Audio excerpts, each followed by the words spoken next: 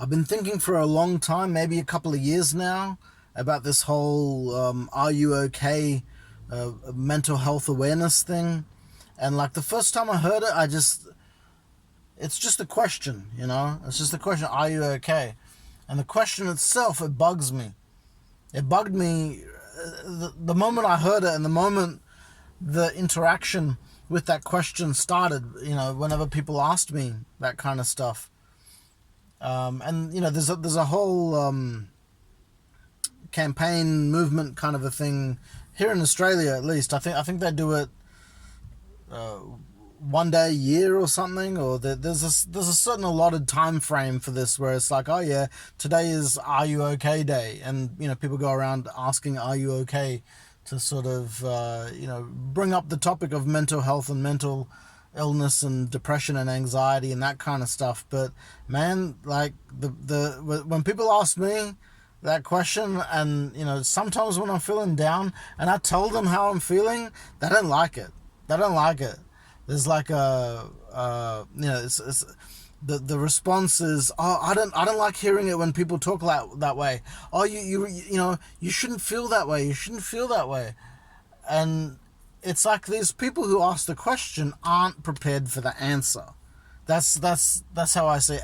And I I get the feeling, and I'm making this video now because there's a few other people that have sort of um, uh, kind of agreed with me in this regard. Um, that they've sort of come along the same lines, and it's sort of like, okay, it's not just me. I'm not just.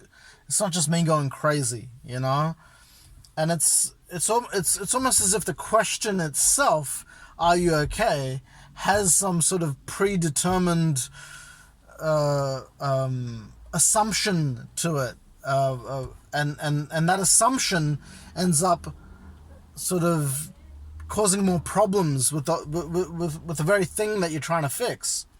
It's like, okay, the idea of being okay, like not everyone thinks okay is the same thing. You know what I mean? My idea of okay is different to someone else's. Yeah, so if I'm explaining how I feel and it's relative position to okay, that might be completely different to what someone else thinks. And the times when I have been answering that question, I've been okay. But what I've been describing to people hasn't been in line with their idea of okay, and it just everything just sort of twists, and I end up actually feeling bad or worse after that interaction with people.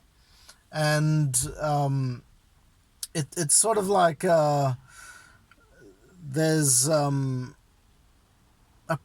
preconception that you have to feel okay in order for things to be good. And if you don't feel okay, then you're in this sort of zone where things are bad. And so, like, people don't understand that. Most people don't. I sense that the mental health industry itself, by and large, not everyone, but I sense that they don't get the idea that sometimes you got to feel sad in order to feel happy. You got to go through this process. It's what is it called? It's catharsis. You have this sort of built up emotional state, and it could build up to from anxiety or depression or sadness. And once you let it out, once all that built up pent up stuff is out, then you get this emotional joy. And it just, it's a cycle.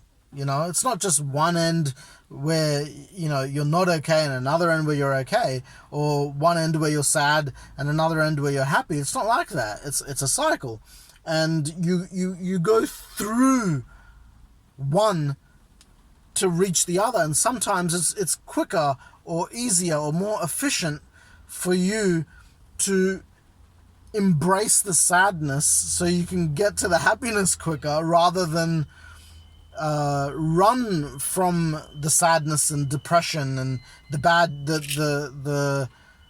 stereotypical, or the what the status quo seems to think is bad. if you run from that, turn your back from it, and you don't confront it, then it just chases you down harder, and it hits you when you least expect it. And I just wanted to say that it's okay to not be okay. It's normal.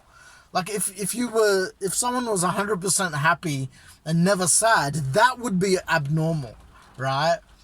So it's okay if you're not feeling okay, because okay isn't okay. It's just go through what you got to go through, man. And a lot of people, we go through turbulent times, and you can't have a trough without a wave. You can't have a peak without a valley. And it's part of the motion of life. And you get through it and out the other end. And if it happens again, you don't have to run from it. Just you might be able to just embrace it, and the process becomes easier when you do it, in my experience. So the "Are you okay?" thing, man, even the ambassador for it, she killed herself, man. So I just think the mental health industry has it kind of backwards in terms of how it approaches these problems, from a linguistic point of view as well. Just the question, "Are you okay?" It's just 3 fucking words, but it's so twisted. It should be just like, "How you doing?" How was your day? Or tell me about yourself, or just something like that. Just something open rather than something that implies that if you're not feeling okay, then it's a bad thing. Other times I've had people say, "Hey, are you okay?" And I'm like, "Yeah, I'm okay." And they're like, "Are you just okay?" It's like, what the fuck? Like, you have to, like, from that perspective, it's like you got to be better than okay or something. It's like it's all a relative thing. Anyway, peace out and love you all, and send nudes.